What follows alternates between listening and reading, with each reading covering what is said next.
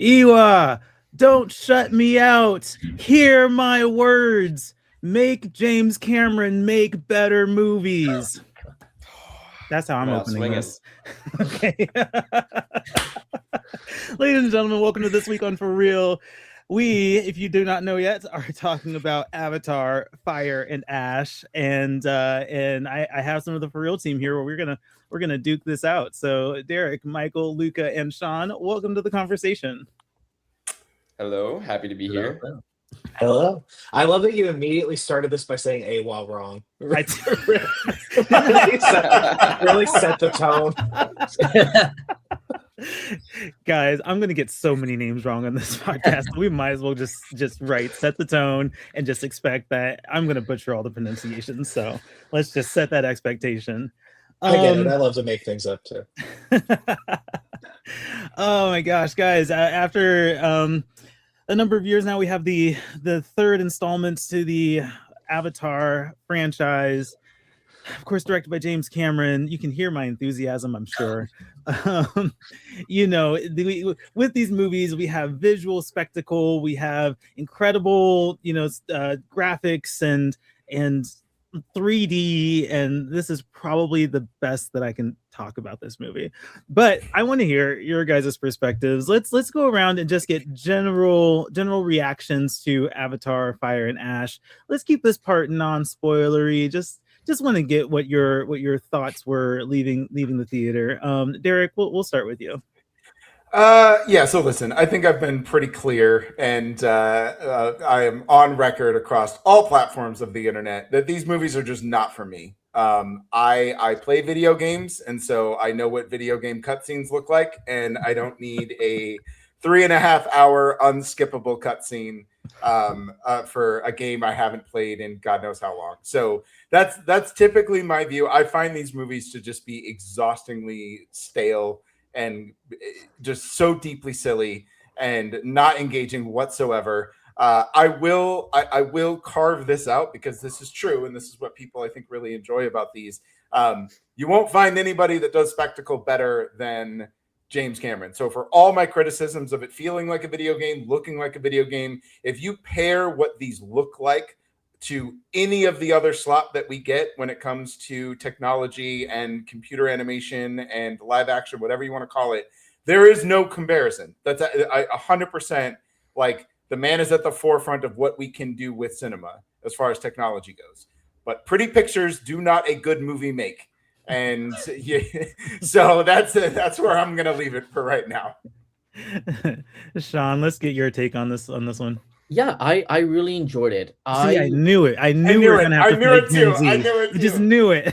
I don't love it. I am a big fan of the second Avatar, and I felt like this was a bit of a step down. Personally, I have problems with it that we'll get into. I think there are certain things that need to change about this franchise for me to hold on to it if we get these next two movies.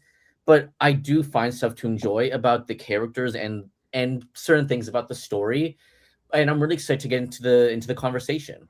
Mm-hmm. Everybody raise a glass for the death of Shawn, who is no longer with us. He had a good run. Welcome back. He really did. One of these films might revive him, but Michael, let's hop over to you. What was your thoughts on Fire and Ash? So basically, I really like the first one, even though I've kind of gone back and forth on how enthusiastic I've felt about it over the years. The second one I thought was okay when I saw it in theaters, and then I actually rewatched it recently and really liked it. So I was looking forward to this one, and it was just kind of an overwhelming apathy. I think it's fine. I think it's very technically well executed, but it just sort of feels like a long fourth act of Way of Water. It's just a lot of climactic beats, and I feel like a lot of the elements of story are pretty underdeveloped, and a lot of the set pieces are pretty stale. I also hate 3D. I hate looking at it. I hate watching it.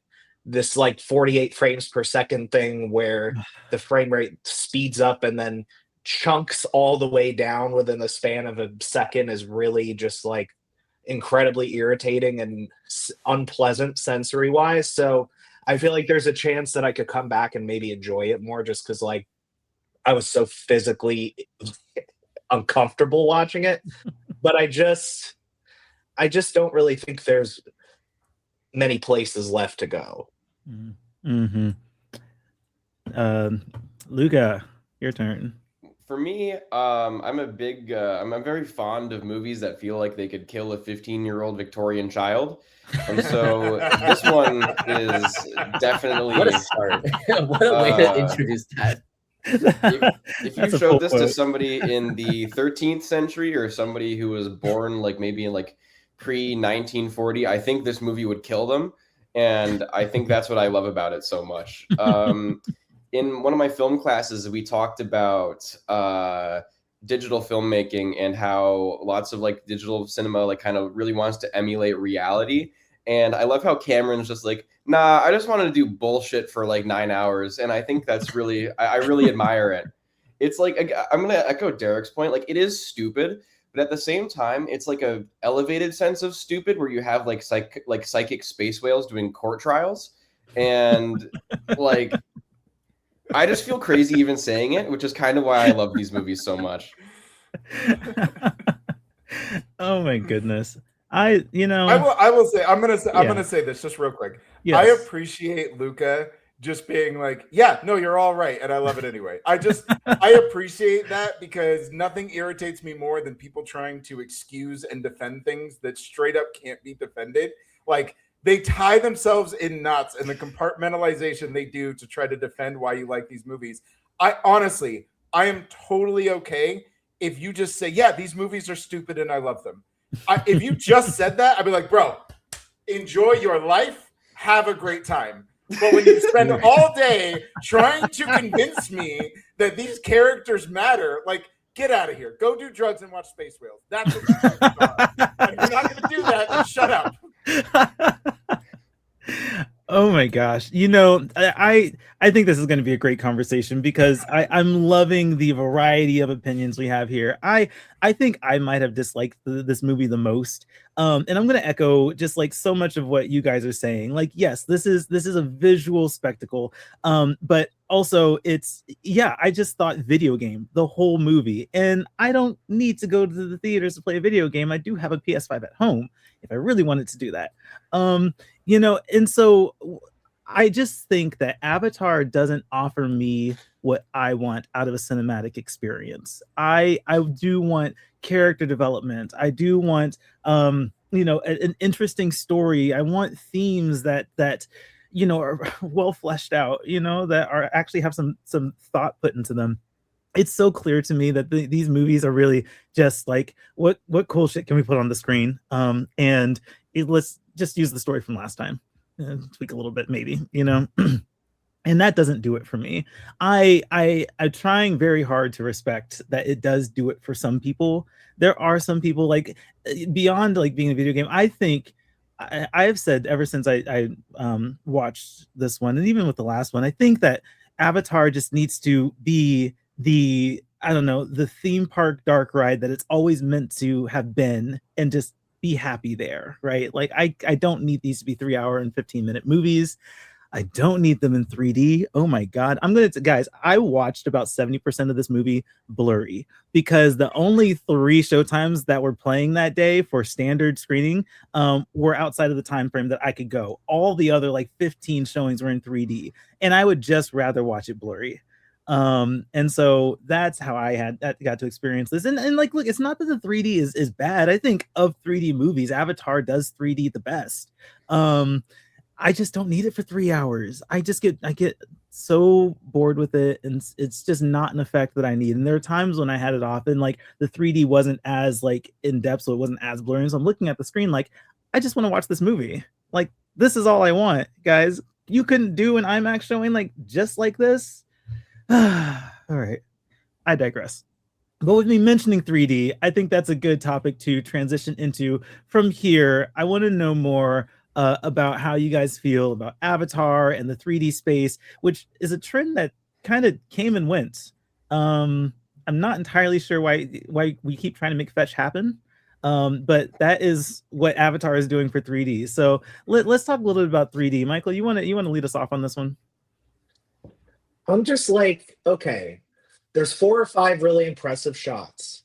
Ooh, we're in the water and the water has depth, like we're in the water with them. And oh, the Ikran are flying close to the camera and it's like I'm alongside. It's just like, oh, and the holograms. Those I think look neat when they're surveying the map and you can see the dimension of the field or whatever.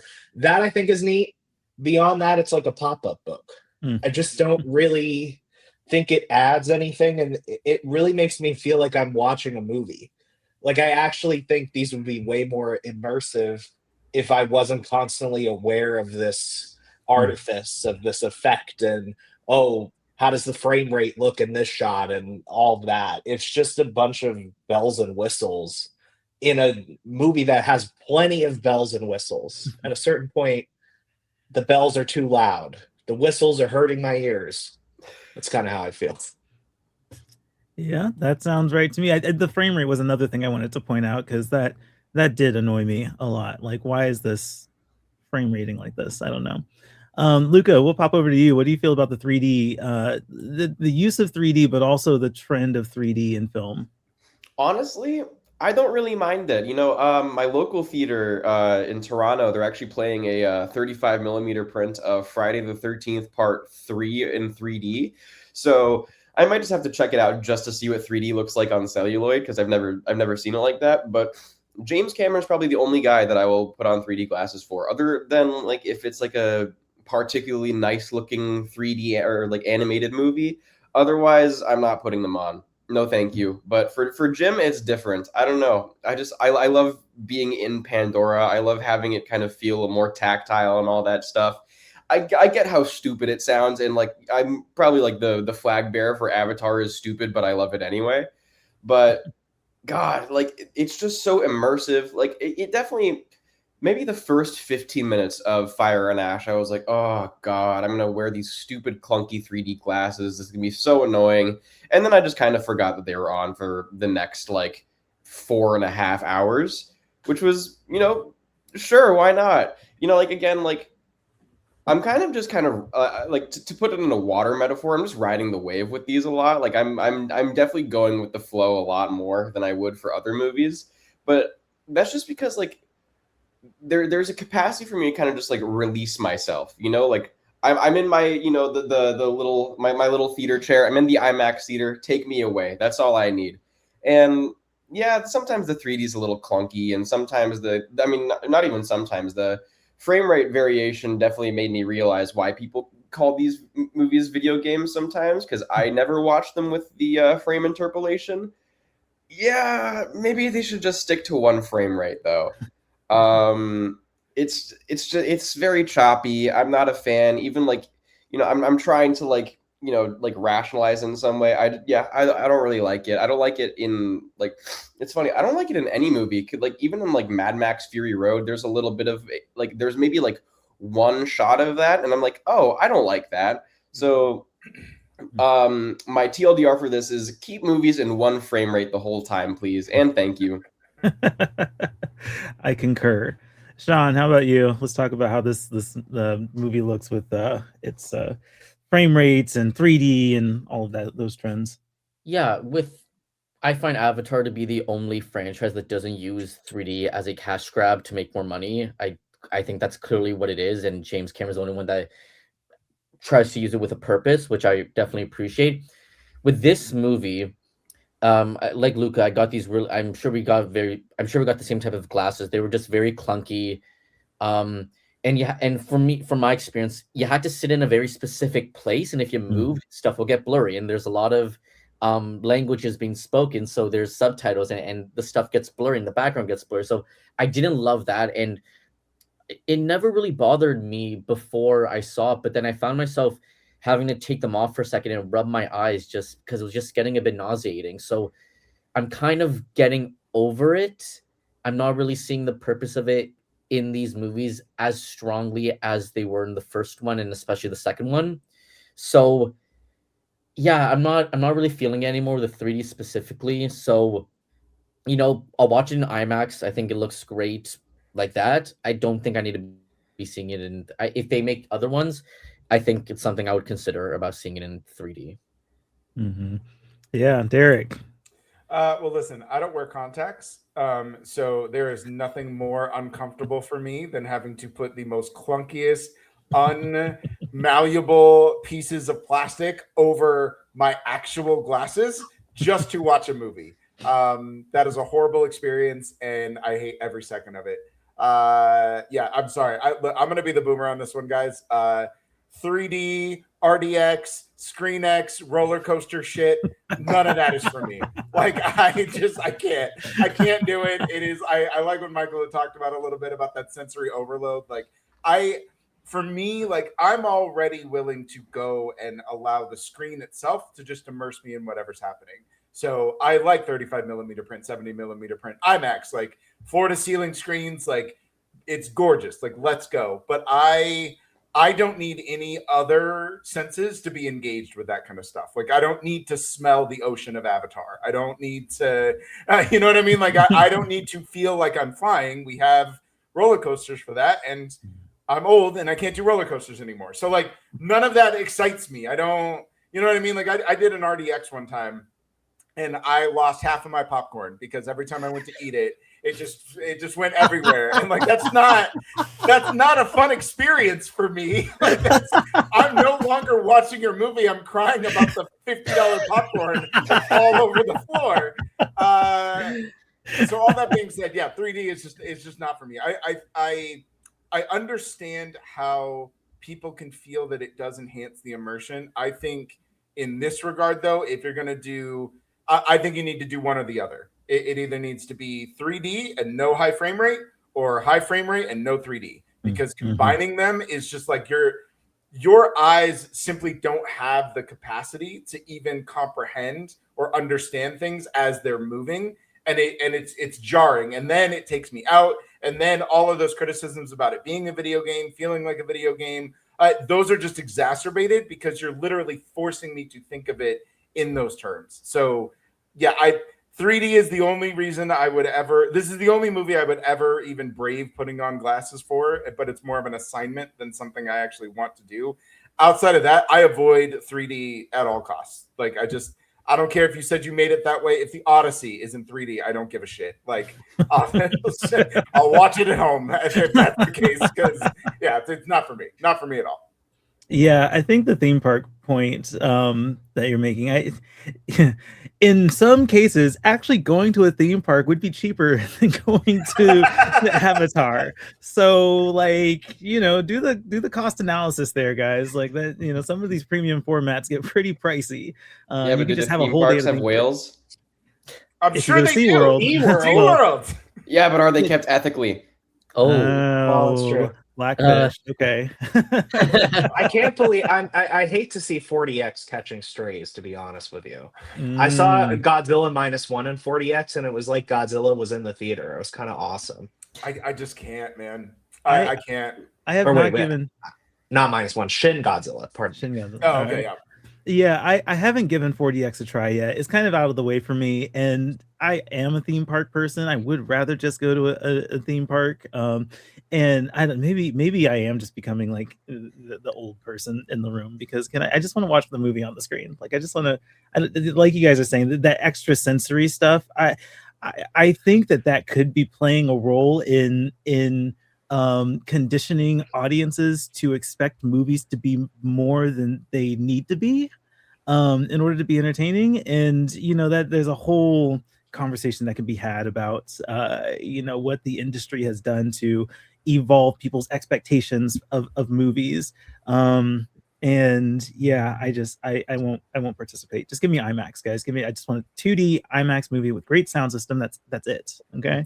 I think too, because you said something, and I not to belabor the point, but I think the expectations of what movies can be, or what they should be, I think Avatar is kind of like a gift and a curse, right? Because it does give us this example of, if you do technology right, there are a lot of incredible things that you can do. Like, we can still push the boundaries of what we can do. But for me, what ends up happening is the requirement to enjoy the film is dependent on the format that you see it in. So another example would be something like Sinners, right?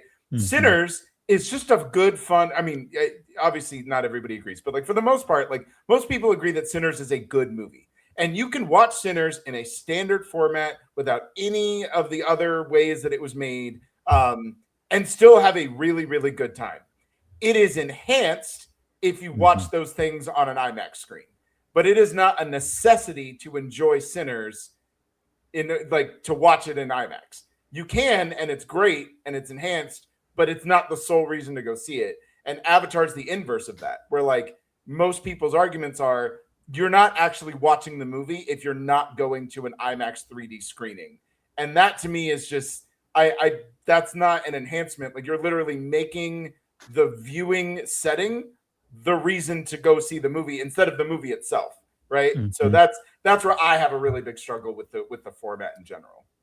Yeah, totally. And I think that's why I keep relegating this down to a theme park ride, because that's what theme park rides are. You go to experience it in that one way, and that's how it is. And but anyway, we can move on from that. I can gripe about something else now. You know what? Keep those gloves up, Luca. You're gonna need them. Right? Keep those gloves up, baby. I would say let's talk about the story, but I don't know how much interesting there is there. Let's talk about the characters, and I think that'll kind of reveal what about the story we'll talk about. I really want to. I think the character I want to hone in on and talk a little bit more about is the new one. I'm going to butcher the name. Varang. Yes. Let's talk about Varang. Shawn, I love that reaction. We're going to start with you here. I was going to say, there's no way you can get 5 dudes on a podcast. Beat me to the punch. I want to immediately talk about the hottest thing to ever happen to Avatar. Look, hold up. I'm gay. And even I was like, damn, girl. I mean, she's kind of got like a Gaga thing going on. So a little bit of that, yes. Let's talk like about a 90s Varang. Janet Jackson type thing. Oh, for sure. I love it. I apologize. Shawn, let's get your thoughts. Listen. Varang is crazy. She's insane. She's lighting people on fire. She wants everything to burn. And like, I need her so badly.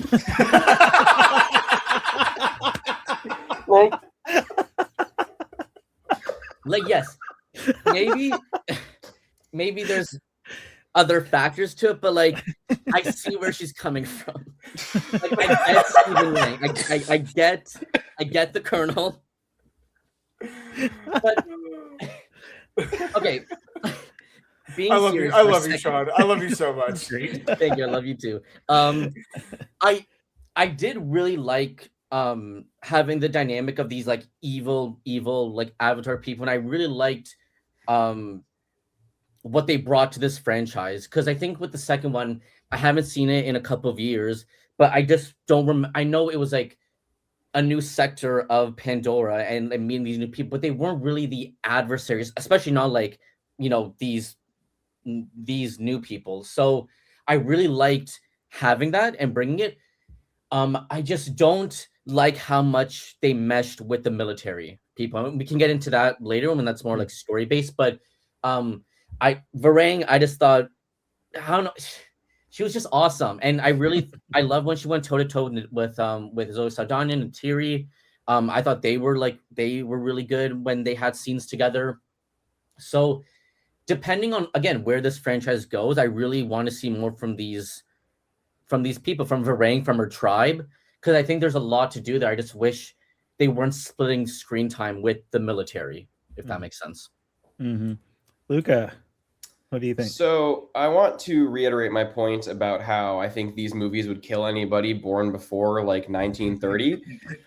And so there was a time, I like that you keep setting the year further and further back. I just love the idea of 1850 pretty soon. You're going to be like, this would have killed Abraham Lincoln before John Wilkes. If John Wilkes Booth didn't, this would kill Abraham Lincoln. So There was a time, maybe 500 years ago, maybe more, where the slightest sight of an ankle would kill a man. And I think this would like actually like send him to the ninth circle. I was like astonished with the direction that Cameron was going with this character. Can we go into how much spoilers are we trying to get into? Let's go ahead. We can go into spoilers. Yeah. The tent scene where she is talking to Quaritch about like sending him into sex slavery and giving him space LSD and cutting him out. I was like, whoa! Aren't these supposed to have like enormous mass appeal and like kind of like family movies? And they're doing like, I don't know, this is like Cameron's freakiest writing since the handprint in Titanic. Not that I legitimately thought when that tent scene was like going on, I legitimately thought, and this is only going to be for the pervs, I legitimately thought like Digital Underground had taken over, or Digital Playground had just like inserted themselves into Cameron's movie, and I was like, oh, this is the parody already. We've already gone. Porn has come in already. Okay, cool. I'm speechless just talking about it now. It's just, these movies are just so fucking crazy to even like verbalize. Because like imagine just saying to like the random Joe that has never really heard of Avatar, hey, you want to go see this 3-hour 15 movie where there's a pyromaniac space succubus that blows space cocaine up people's noses and cuts them up and, you know, gets really obsessed with flamethrowers? Like, it's a lot. Like, my grandma asked me about this movie one time and I was like, no. Like, it's okay. Casablanca's still there. Like, it's so fucking strange, and yet I love it so much because it is so strange. I love stuff that is just like so hard to wrap your head around because it is either so absurd, stupid, dumb, the whole bloody affair, and I feel like this just has like enough concentrated stupid for me to last a lifetime. Nice. Derrick, what do you think about Varang? Yeah, so first of all, she's the best thing to ever happen to the series. She is so hot and so horny, and just like Shawn, like, please just ruin my life. Like, she is absolutely the kind of woman that, you know, the minute you meet her, you are just like, these are so many red flags. But then the sex just absolutely changes who you are as a person. She's really painted in red. Like, she's telling you from the get-go, I'm bad news. And then 6 months later, she's out of your life, and you literally never recover. Like, that is who this woman is, and I personal. It. I know. I have dated Varang before. I'm just telling you right now. Like, I am domesticated now. I am a very Susie homemaker housewife, but there was a time I've met this woman in real life. And so, but I mean, all jokes aside, I do think she is. I actually like where she was going, and it's everything in this movie is so frustrating because every time it wants to have a new idea, it gets overshadowed by a rehashed idea from something that he's already done. And Varang is a really good example of that. Una Chaplin 100% understood the assignment. She knows exactly what kind of movie she's in. She knows exactly what kind of character she needs to be. And Avatar desperately needs somebody like this to just come in and, to Luca's point, be like, guys, we're making a very silly, stupid movie. Why are all of you thinking we're making Shakespeare? Everybody calm down. Just be hot, do the space cocaine, and let's just have a good old time causing chaos. And but I say all of that, and it's all very complimentary, but really what ends up happening is essentially after this incredible tent scene, she just becomes a part of Quaritch's story. And it all just gets wrapped up into a story we've literally already seen, and he is the same character he was in The Way of Water with zero variance whatsoever. And then she just kind of gets brushed aside, and that just bothered me so much. I was so frustrated by that because she is really this bolt of lightning in a rather stale unfolding. And then they just kind of like rip her back and just hold her back from what she can do. Maybe in a fourth one, she has a larger role, but I'm going to be honest, I'm not sitting through another 3 hours of this shit. So somebody just tell me and then just make another cutscene of all of her hottest moments. I got Avatar 4. Thank you. Yeah, just give me the Varang porn version. I'll goon all day. It's fine. But yeah, so I think there's some there's some good here. Like these are the kinds of ideas I wish Avatar stuck to and wanted to move itself forward. So I don't like that it holds her back because she is the fire. Yeah. Mm-hmm. Yeah, Michael, what do you think about Varang? Yeah. She's hot. You know, Yeah. To be honest, I find the way people are talking about this, like the sexuality of it, like, oh, he's so freaky and everything Luca was saying, to be kind of like, it's kind of vanilla, to be honest with you. Like, they lay together on a carpet for 2 seconds and they have implied sex in a tent at one. She goes, come on, like, if you're gonna go freaky, be a little freakier than just blowing some cocaine up his nose and just having him sit there with a rainbow filter while she yaps. But like, I wanted more yapping. I totally agree that she gets pushed to the side. She becomes a very aesthetic choice more than a real character, which bothered me because they also do that with Neytiri. For all of James Cameron's yapping about, oh, I make such strong female characters, it's just I make female characters who do action. That's pretty much his whole ethos of that. And this is just another example where I just feel like there is so much more to do with her. And it just, and it's also like the whole topic of like 2 native tribes being pitted against each other is very fraught. And I feel like it needed to be handled with a lot more care and depth than he cared to take it. So yeah, I mean, I think Una Chaplin is great. I'd like to see more of her if they do make more of these, but it's just the whole Fire Tribe is a little bit disappointing overall, especially since the climax doesn't even take place at a volcano, despite it being the fire one. But I'm sure we'll get into that later. She's just, I don't know, a bit of a hood ornament, to be honest with you. Yeah.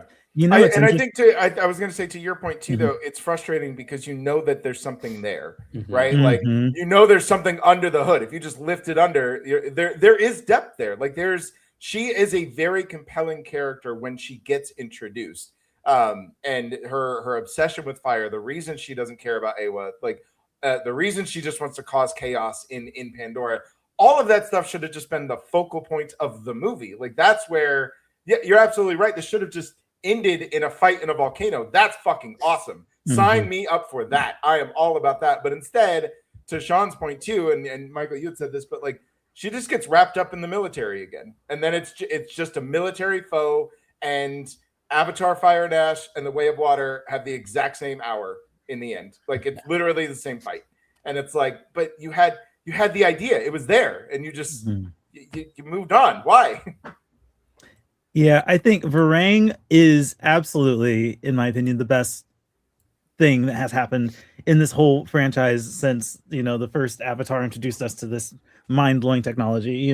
I think I loved what was trying to be done with her character. I mean, when Varang was on screen, I put my 3D glasses on. I'll say that.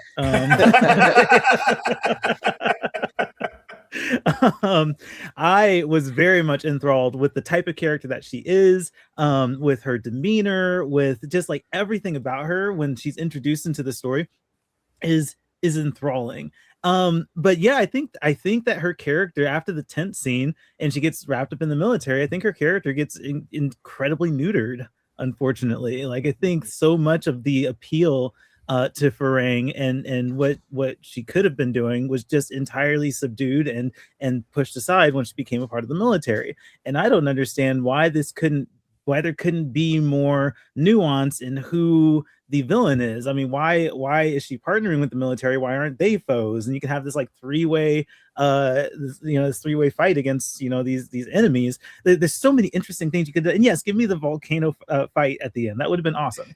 But I liked the attempt. Like I think for the first half of the movie when Varang's on screen, heck yeah, I was actually interested in the movie, or maybe just what her character is going to do next, because that tent scene was wild. I was not prepared for that. And I think when it comes to 3D, we talked about 3D. I think maybe that tent scene was my favorite part of having 3D. Like that was kind of an interesting visual experiment in 3D. But yeah, I wish that she could have really just kind of been her own campaign, her own thing that didn't need the military to push her story forward, or maybe stagnate her story, more like it.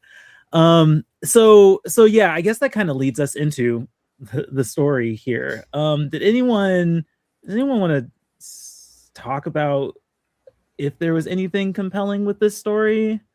I don't know how to ask this question because I don't have much compelling to say about this story, but maybe there's something out there.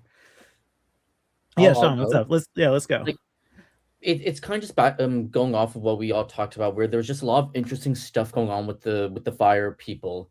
But I think unless somebody wants to talk about something positive, I would love to go into my biggest gripe, which what we were teasing about with the military, because it's a big part of the story, and it's easily my biggest problem with the story. Is it okay if we get into that? Maybe. Yeah, let's do it. Let's talk about the military. So James Cameron needs to move on from this military subplot. It should have finished after Way of Water, and maybe even that you can make an argument that it overstayed its welcome. Stephen Lang is good in these movies. There's no reason for him to still be in the third movie, and the fact that, spoiler alert, because we're into spoilers, the fact that he fell off a cliff and we did not see his body go anywhere, he's coming back for the fourth and fifth movie. I'm pretty sure it's confirmed. We need to move on from Stephen Lang. Like, I get his relationship with Sully, but it's past its point of interest. It really is. James Cameron's inability to move on from it and feeling like it has such a place in the story after 9 hours is just not. It just doesn't make sense to me. Maybe there is a vision that we're not seeing yet, but it's not. I'm not seeing it right now. Like I don't know why Giovanni Ribisi is still in these movies. Edie Falco, like the guy that had his arm ripped off in the second movie comes back with the bionicle arm, and he has a good amount of screen time, and then he gets eaten by a whale, but not really eaten, just his legs. So I'm fully expecting him to come back with one bionicle arm and no legs, because James Cameron just can't get rid of these people in these movies for some reason. He won't. It's giving. You know damn well in part 4 he is literally going to be attached to the boat. Literally. Like, he is going to be just, that's his lower half of his body is the boat. He'll just be RoboCop. Yeah. He's gonna be RoboCop, but he hunts whales instead of Robo Poacher. It just gives Stranger Things where you do these cop outs and with these deaths of these people because you're scared to do anything different. I don't know. Like Varang should have had her own thing, and I like Stephen Lang. Like, I get it. Like, I don't know what else he has going on, so I don't know what deal he has with James Cameron. But come on, man, he's got Sisu 2, Road to Revenge. Yeah, because that did so well. And everybody saw. Everybody saw that. Yeah, him and Sam Worthington. Yeah. So that's easily my biggest problem with the movie. And then the third act, where it really just felt like it. No, because the first part of that battle is literally just Way of Water until the fire people come in later in the battle. It's the exact same thing happening. And that's when it really started to lose me, because there's so much you can do, but you're still going with the military stuff. And don't worry. Stephen Lang is scheduled to be in Avatar 4 and Avatar 5. Like, he died in the second one, and then Spider brings him back, and then he dies again in this one, and he's still gonna come back. It's okay. He'll die in the fourth one. He'll die in the I will fifth be one. there. Very Marvel of them. Yeah, right. And then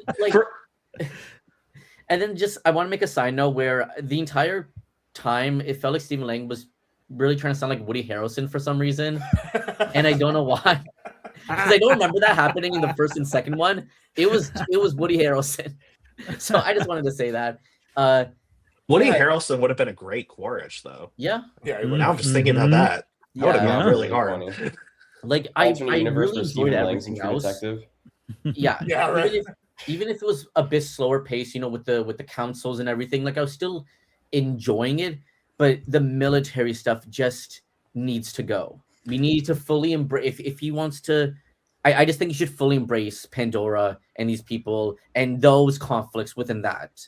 You know, we'll get back to the military stuff because I think there's a lot of gripes with how that storyline just keeps going. But one thing that I was super frustrated with this story, or maybe just with the movie overall, is the runtime. 3 hours and 15 minutes was entirely too long for this movie. And I'm watching and thinking to myself, there's like, which producer was too scared to tell James Cameron this scene doesn't need to be here?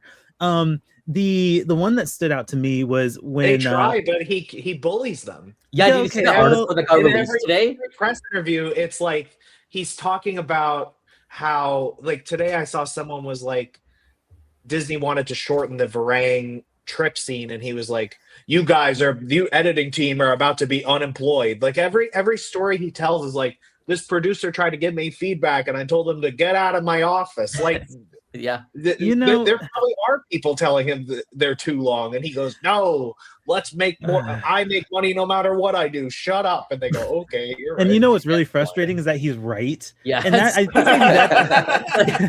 think that maybe that's the biggest offense that I have. Like, if you enjoy these movies, I don't understand it. But that's great for you. I just hate that there's this like validation when it makes big numbers at the box office for these terrible decisions. The scene where they land near the river and Jake decides that they have to kill Spider. Cut that entire scene. All that nonsense was so unnecessary. He never even followed up with it. That would have been he didn't. Something happened with Spider and Sully. Like if something came out of that, but he's just like, hey, I forgive you. It's okay. I get it. Oh my gosh. Yeah, I can't wait for Avatar 4. Avatar 4, where Spider's like, hey, Jake, remember that time you wanted to kill me but didn't? Yeah. I really wanted him to kill Spider. I thought that. I did too. I thought he was going to do it. I thought that would have been like a really dark, transgressive choice, and it would have had some weight and consequence, and like he would have probably immediately regretted it, but like it would have been so rich. But it's also like, I don't think Jake ever finds out that Spider saved Quaritch at the end of the second one, and it's just like even if it was just so that like the kids would never find out that he did that. Like there's just, and also it's like Spider, Jack Champion is just like the worst actor ever, but that's another point. Like it would have been great to get him out of there. And I thought the reasons for killing him, because he's just like so dangerous to the Na'vi as a whole with his like human Na'vi DNA, was so justified. I was like, get him, please. Yeah. I was one of the things about being editor is that I sometimes have to read reviews before I go see the movie, and so I read Luca's review, and I can't remember what he said, but there was something in his review that really made me think, oh my gosh, he's actually going to kill Spider. So there was a little bit of suspense for me, but then he didn't, and I'm like, oh, actually that tracks this movie not committing to really big decisions. But if he's not going to kill him, cut that whole scene. It is entirely unnecessary. That was 10 minutes of my life that I could have moved on to something else. And we would have been close to the 3 hour. But then you think about how many times that could happen to where you can get this movie down to a more reasonable 2 hour and 40-minute runtime. And maybe I'd have a little less to gripe about. But yeah, so I think about that. And of course, we can get back into the military, because that is such a problem for me with this military storyline. I don't even know what we're doing with this anymore. Like, why are we still on this subplot when you do have, now you've expanded all these stories about these tribes and these different parts of Pandora. You can move on. And I think about, this is my last thing. I think about a lot here. You think about franchises that have evolved, right? Like how Fast and Furious used to be about cars and racing, and now it's about, going to space and stuff, that evolution happens in franchises, and I wish that Avatar would have that same kind of evolution. Let's it was this thing where this, they were trying to colonize this planet, and you had your initial messaging about environmentalism and colonization and all that, but now we're moving into more ridiculous spaces, or we're moving into more localized spaces, I guess. Like, let's do more ridiculous things. Let's just make this its own thing, irregardless of what the first one did, because we now have all these new things that we can do with this whole planet, and go nuts over that. Like, let's just get humans out of the story altogether. Why are humans still here? I don't know. That's just me. Okay.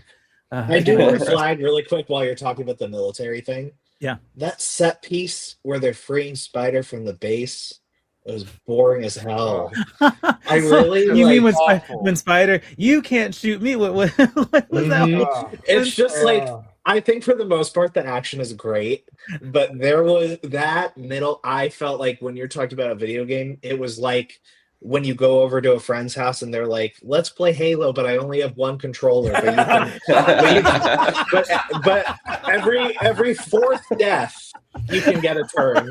Like that's how I felt. It's just like run, hide, fight. All the glass cases broken, and then the guy you mentioned earlier gets in that crane thing, and that takes forever. And he's got a bunch of jokes about, do you see my resignation now, and blah blah blah. And you can tell he's like going for all these like iconic moments, and they're all flat. And I'm just like, can we get out of here? It was just a whole like I really think the action for the most part really works, but that was a nightmare. That's when I texted my friend. I gotta chime in on this one. Yeah, I really feel like, especially like the stuff with the RDA, the military guys, I really get like, oh my god, this pains me to say because I really like him most of the time. Jermaine Clement is just not it in this movie. What is happening? What is going on there? It is so baffling. Again, like, you know, I like these movies. I think they're fun and stupid, whatever, but they're not above criticism again. And Jermaine Clement is just like dropping whatever the reverse of a haymaker is. Like, it's like I don't know. I think I'm gonna get back to like, because again, like, well, sure, I'm happy to see Edie Falco. I love The Sopranos, whatever. But like, this is the one where I feel like James Cameron is definitely proving his haters wrong, right the most. Which like, and it's just a little hard. It's a hard pill for me to swallow. But at the same time, like, there is just some stuff in this movie I just think like it's a little just too stupid. Like, again, like, why is, you know, bionic arm guy here? You know, we're doing like a whole retread of the Tulkuna hunting scene from the first one. You know, Giovanni Ribisi's back because he got tired of working on VistaVision cameras or something. And it's just kind of, it's a little dicey. And again, like, you know, my love for these movies aside, it's just, I do agree, like, we just gotta at some point abandon the RDA and just make it, you know, a whole Na'vi thing. I don't know, it's honestly the same problem I had with the new Planet of the Apes movie, where it's just like, no more people. I just want to see the monkeys. It's the same thing. Like, I just want to see the hot blue cat people. Yeah, and I think too, all of the good ideas that we were kind of talking about as they surround Varang and the fire people, and even some of the things that Thomas was talking about, you know, wanting to take out. I think if you reduce the military and all the RDA stuff significantly, all of those things are much more emotionally impactful, because what you're doing is you're asking us to return to Pandora, and then you are expanding the world of Pandora. And that to me is far more interesting than, we're going to go back to Pandora, but we are still on the exact same shore with the same military doing the exact same thing that they have been doing for 7+ hours before we even got here. And to me, it's just like, there's no need for this. We get it. Humans are the worst things to ever happen to anything ever. I'm on board with you, James. I understand. But for God's sakes, like, just let the Na'vi there. You clearly have ideas for what you want this world to be, but you refuse to show us because you have to keep hammering this point that humans are on this planet and they're going to ruin everything. We know that already. So move on. Like, just move on, man. Like, we get it. Nobody wants them here, and they're going to lose every single time. So just show me a different threat. Show me something that is new. Like, that's more interesting to me. And when we talk about like all of these different subplots of like why the military is here and why they want Spider and like why they want the whales and all of that, like, okay, somebody brought this up and I saw a couple of defenders, but I still think it's worth bringing up. The fact that this guy is talking about the blue whale or the blood whale or whatever new dumb shit James Cameron has made up that humans want. Unobtainium is the dumbest fucking name I've like. Anybody that wrote that into a script and gave it an A+ on a blacklist should be fired from screenwriting forever. But I do appreciate that he completely gave up on Unobtainium. I know. He was just like, yeah, we don't care about it anymore. It's the whale. It's it's the yellow whale juice that prevents human aging, which I think makes more sense than just a rock. Yeah, I do too.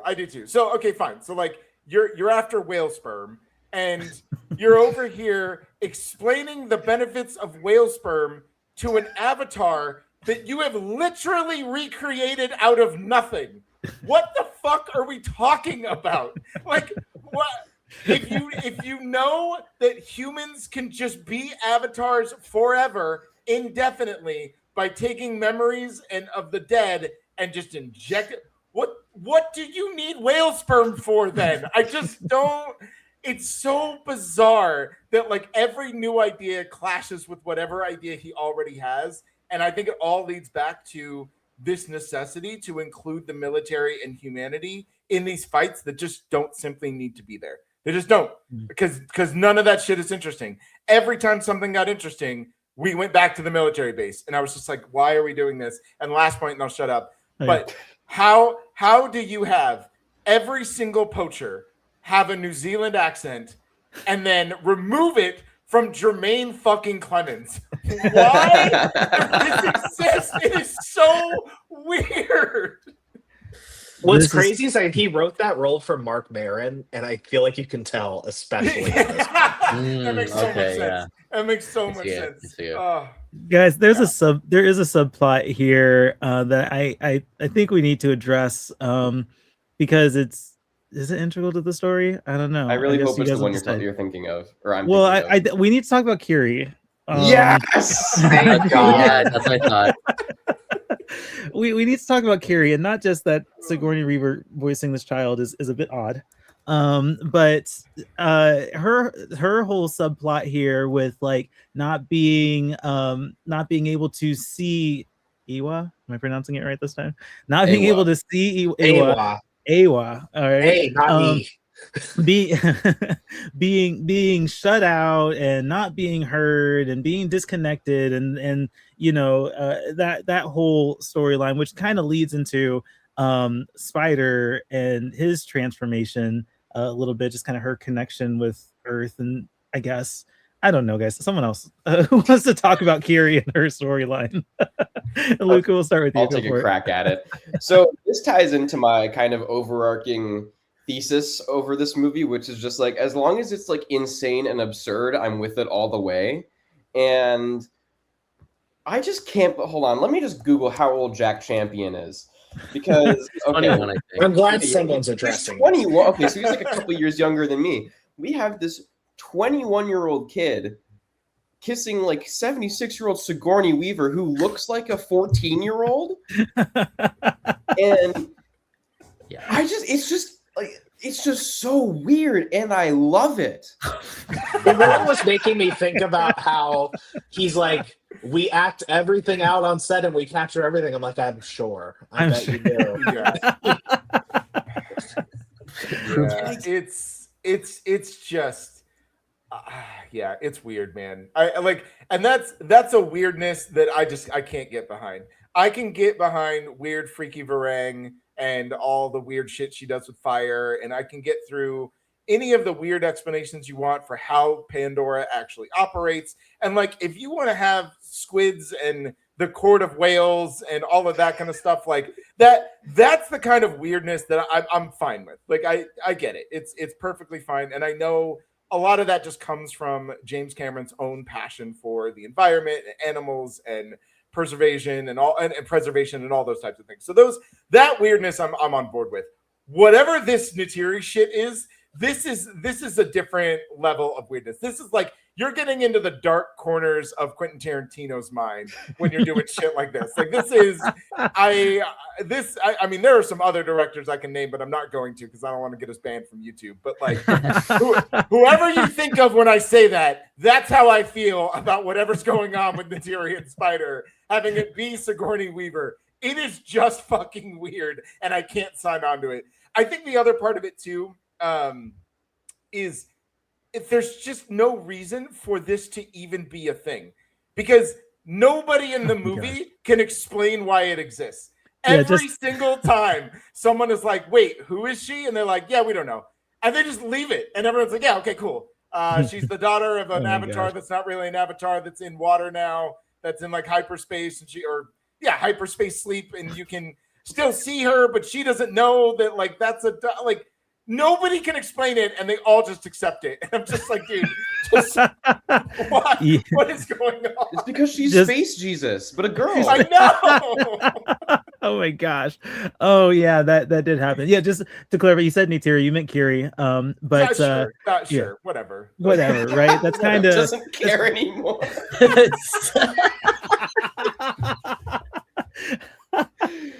I mean, Spider about to get down with everybody. He don't give a fuck.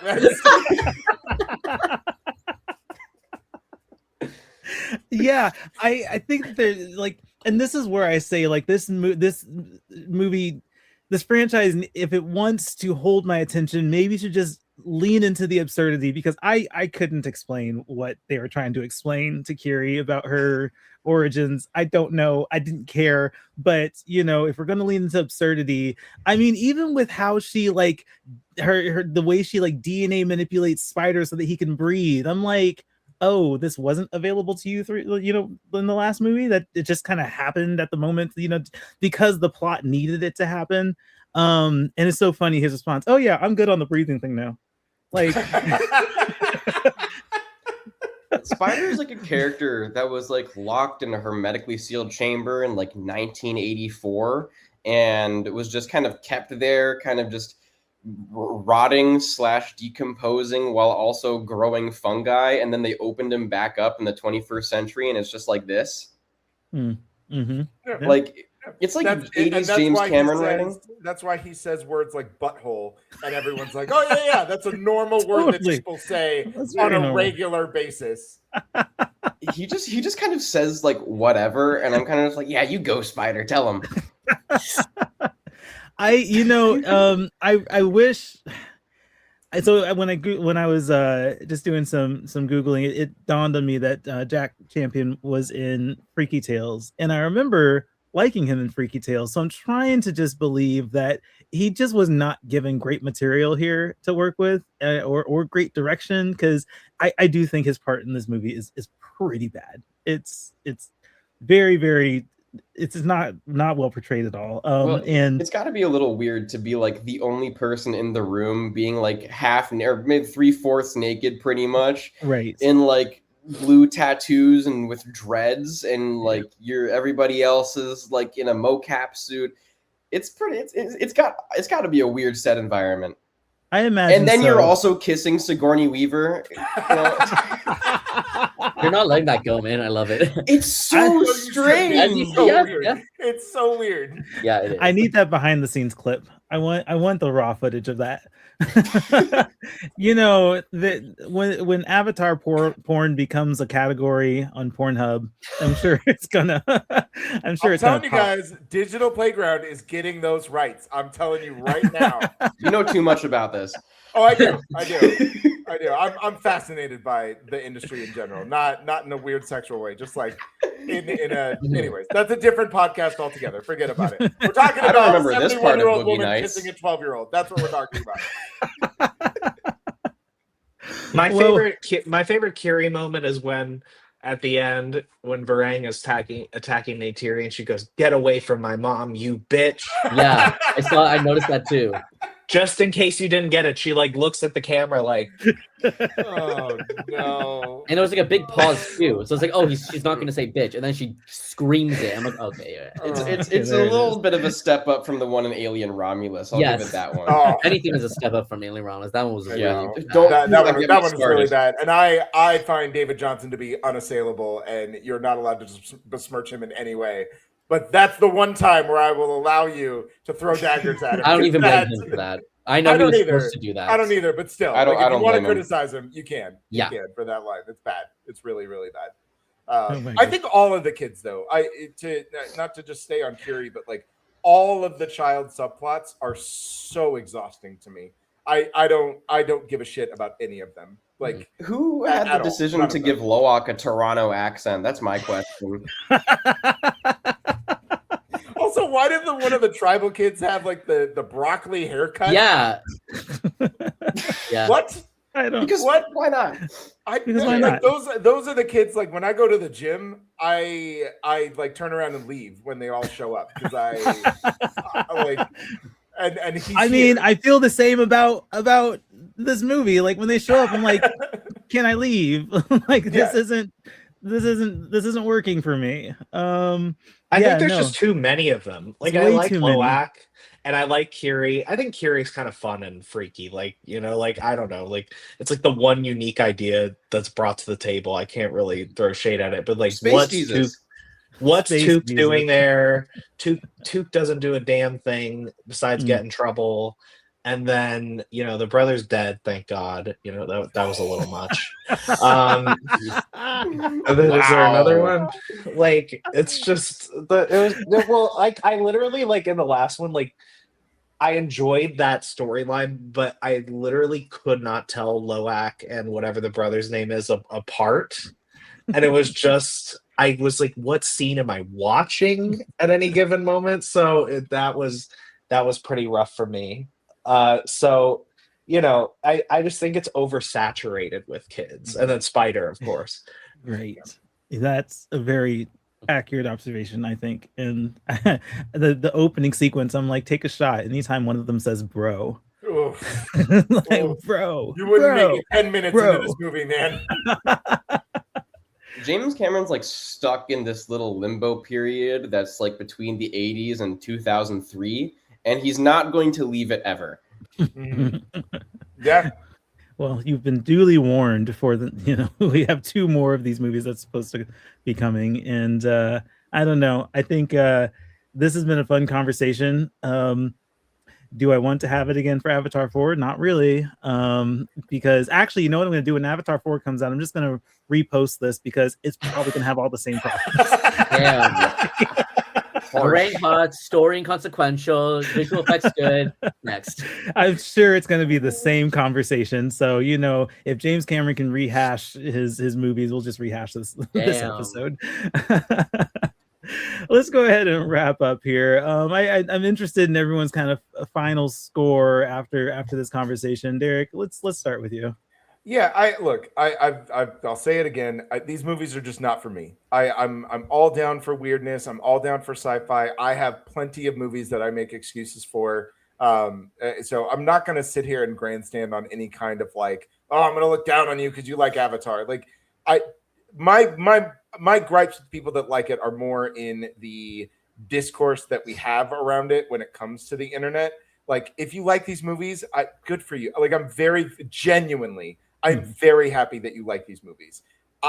They are just not for me. I just don't care about them. I don't really care about what goes on Pandora. I don't care about the characters. And I find that anytime Cameron has had a new idea, I think it gets overshadowed by this repetition of things that just aren't nearly as interesting. And I think it makes these movies really, really messy. And like I said before, pretty pictures don't a good movie make. You can't just make a movie that looks good and then have nothing to go with it. And for some, that's fine, and they don't care. And 40 minutes of whales destroying ships is like the greatest thing they've ever experienced in life. And go for it. That's great. But for me, watching that twice over and over again in 2 movies that span almost 6.5 hours, like, I am over it in the first hour. I don't need 5 more of the same thing. And then lastly, like, the fact that none of these characters really evolve and they're all left in the exact same place they were in its predecessor. Those are things that really, really bother me narratively. I can actually forgive quite a bit of stuff. But if your characters are literally unchanged after I have spent almost an entire season 1 length of time with you, and you are basically the same person you were when I met you, I can't forgive those things. Those things just really, really bother me. But Una Chaplin, call me. Let's have a conversation. Shawn, let's move to you. What are your final thoughts here? Yeah, I do enjoy this movie. I do, but there are things that need to change in this franchise because it's starting to overstay its welcome. and it gets more noticeable with every entry. And if we're still doing things that were in these past movies in the fourth one that are taking up large portions of the narrative, we've already started having problems. It's gonna get very dire because there is a lot of potential here. It's so cool seeing this completely fictional world be built from the ground up, and there are so many cool ideas that you can see, but he just has to let go of these things that he's clearly been set on since the beginning of the conception of these movies. And with the interviews and the way he is, his inability to like move and not take criticism of any sort because he thinks he's doing what's right because his movies make $2 billion, it can only get you so far with the public eye.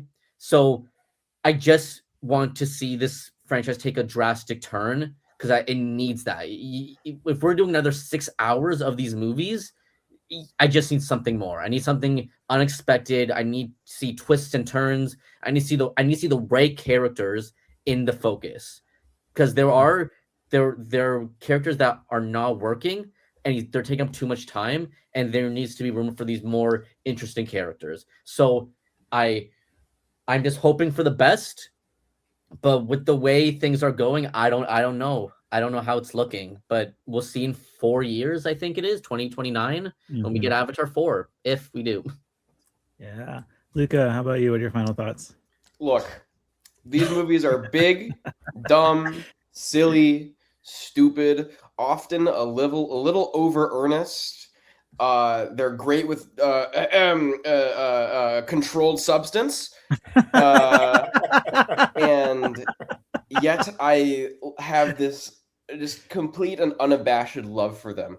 I reiterate, they are big, they are dumb, they are stupid. They make me feel like my IQ has dropped in half. But oh my god, I'm just totally on board. I like my funny space whales, and I like the flying dinosaurs, and I like the squid monsters, and I just like stupid. I feel like that's just how I can say it. Like, it's just so much itself. It's so uncompromised, and in fairness, maybe it should have compromised a little more. And I'd honestly like to see, because I know this was supposed to be, this kind of branched off from The Way of Water, and these were supposed to kind of be like a whole bloody affair type thing. I'd honestly like to see how they work as a double feature, kind of like, albeit it'll be like half a day's worth of a double feature, but I'd like to see how it works out, just in edit's sake and whatever. I feel like there's just this inherent kind of like ebb and flow, because again, dumb, stupid, big, so much fun, great with drugs. Like there's just this there's like it's kind of like ping pong, Marty Supreme Christmas Day. I'm very excited for Avatar 4. It's probably going to be even bigger and dumber than the last one, and that's what I like. I love the Marty Supreme call out there. Yes. Michael, let's get your final thoughts. I had a real kind of kill me weekend between this and Marty Supreme, where I just feel like I'm completely not in touch with what people consider good anymore. But Marty Supreme is, worse than this, so that's another conversation. Oh, no! Ooh, he said that. Michael's going to be the villain on the Marty Supreme podcast. Marty Supreme is god awful, but that's another wow. Conversation. So I think that this is where the series kind of just became Marvel for me. Mm-hmm. Like, I'm just kind of like, okay, here we are doing the same kind of story, and okay, like the spectacle works, but it's kind of just jingling keys in front of my brain, and I'm just, like people have said, I'm just kind of over it. So, I'll see the fourth one when it comes out, because there's going to be social pressure to see it, and people are going to talk on Twitter about how it's the greatest movie ever made and how it's a voodoo hoodoo cosmic gumbo or whatever the hell they're going to say. And it's just, I need to be included, but I'm over it. Over it. That's a really great way of putting it. I think I am also very over it. I did not, if it wasn't for this podcast, I would not have spent 3 hours and 15 minutes in the theater trying to watch that movie.